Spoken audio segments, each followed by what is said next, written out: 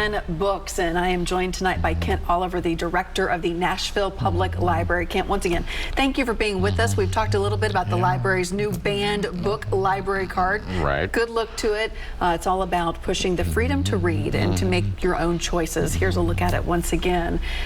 We were talking during the commercial break. Really, Tennessee has had the spotlight on it since the beginning of this year, when a couple of counties really ignited this conversation, even before the legislature went back into session, over books that some people didn't want in the schools. Right. Up in McMinn County and Williamson County, both of those had issues with some books in the schools. So the Mouse, particularly up in McMinnville, was disturbing in that it's really a satire on the Holocaust, and portrays the issues that have occurred there. And it's not a new book. It's a graphic novel that's been around for a long time.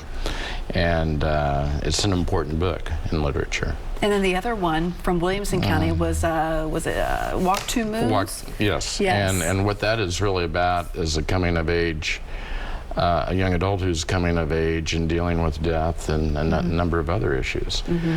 So, you know, that's could be potentially an important book for somebody growing up and grappling with those same problems. You know, and parents who have pushed for these bans have said, you know, they're not age appropriate. I don't want my child seeing this at their age or even at all.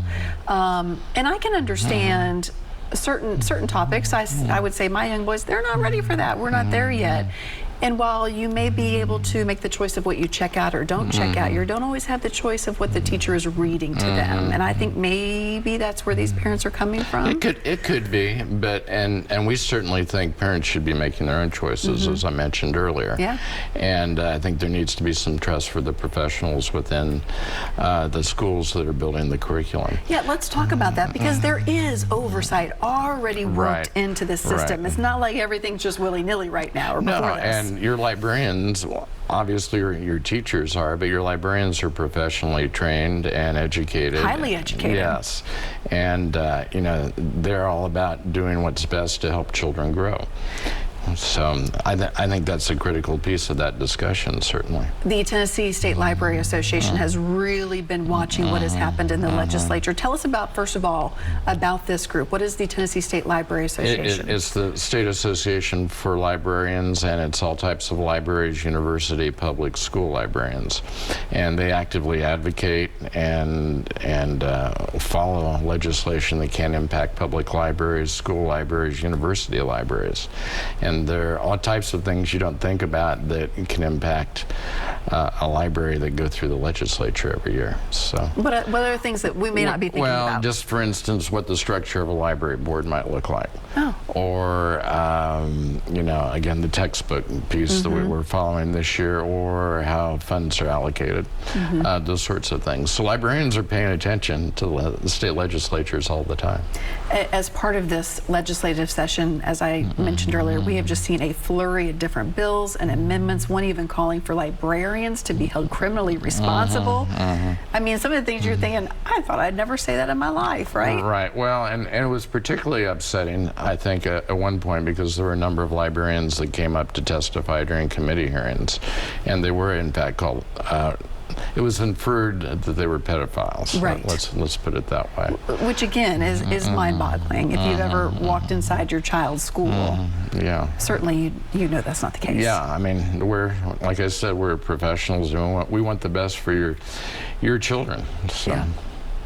You know, whenever I go and read to a school, I grew up a reader and I love to read. And when I read to school children, I just really impress upon them that, you know, this is your ticket to travel the world and to go places you may not ever be able to go or dream of. I imagine you view books many of the same ways. Oh, exactly. And it's just like, if you limit the books that are in a collection, you don't know what book may make a difference in a child's life, a student's life, either in the school library setting or in the public library setting. And that's why we try and build well-rounded collections, because we don't know exactly what everybody's going to like. We build our collections around the fact that they're community driven, and we try and reflect the communities that we have in public libraries and what people may want. Let's talk about that process a little bit. I've never given much thought to that process, one bit, but I'm sure it is quite elaborate. You can't fit everything in the Nashville Public Library. That's right. So how do you make those decisions about what books you bring in? Well, as I said, we're driven by popular demand in a public library. We're different than a university library or school library. So what we do is we have a team of collection development professionals, and they're looking at recommended book lists, they're looking at reviews, and they're also looking at our reserve list. So if you know a book is coming out that you're interested in, you may put a reserve in on it. And so enough people want that book, then we just automatically go out and buy it. And it can be driven, those reserves can drive how many copies we buy. But it's a very detailed and methodical and outlined process.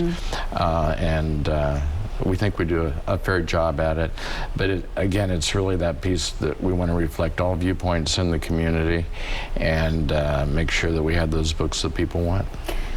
To your knowledge, has the Nashville Public Library ever taken a book off the shelves permanently? Well, I know they haven't in the last 10 years. So, time that you've been there. But we have a whole process, and we respect the process where if somebody comes in and says, this book is not appropriate to be in the library, and we have a dialogue, we talk to them, find out why they feel that way and explain why we may have a book. We'll do a little background work and look at reviews of a particular title that may be challenged in that manner. But just to kind of reassure people that it's not a haphazard process. Yeah, how often does that happen where someone will challenge a book? A few times a year. Oh, really? Yeah. You know, I'm trying to think the exact numbers, but I believe there were 1,100 and some book challenges reported in the United States last year, and that was up substantially from previous years. I believe 3 years ago was like about 300 that were actually reported, and we know there are many more that occur beyond that. So. That's interesting. I would say, you know, politics have really seeped into our lives in every facet at this point in the last several years. It sounds like that might also be the case in libraries to some extent. Have you seen that? I mean, just in the number of book challenges. You know, it may be. I don't think it is universally true. I think there are many well-intentioned people that see something that strikes them as being inappropriate, and they'll talk to a library and they'll say, I don't think this should be there, and then after some dialogue they understand why you're trying to represent all viewpoints. We do our best to stay neutral.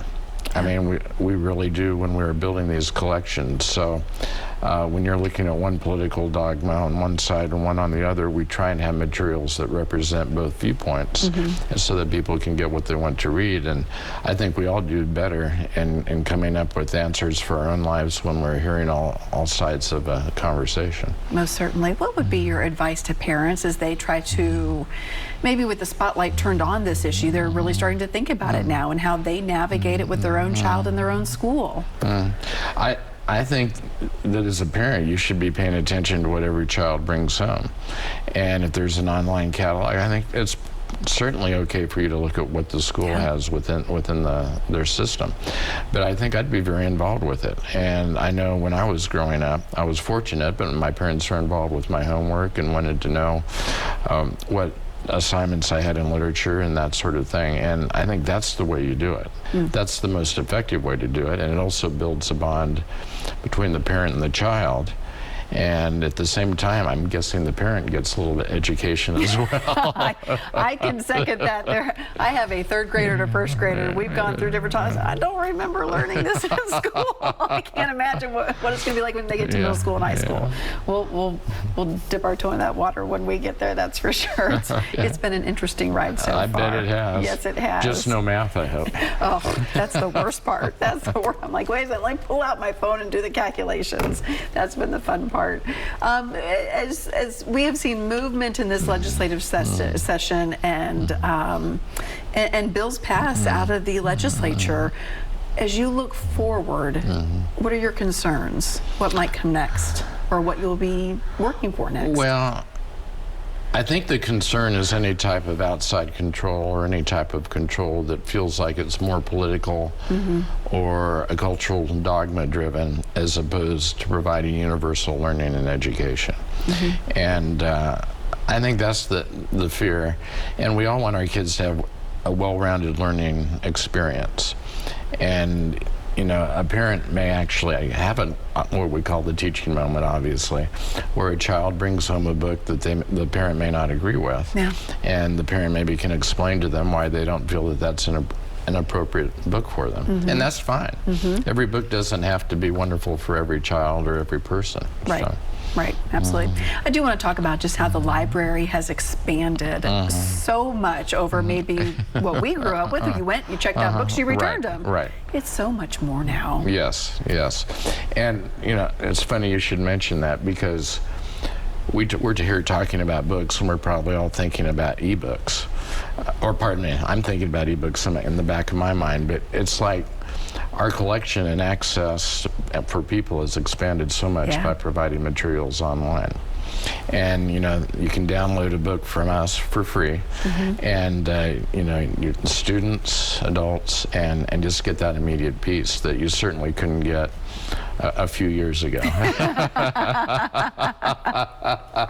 We were talking about the length of my career earlier, and I don't want to date you, but I will date myself. But when I started in libraries, you know, all we had was the card catalog. I know, I still have nightmares about that card catalog.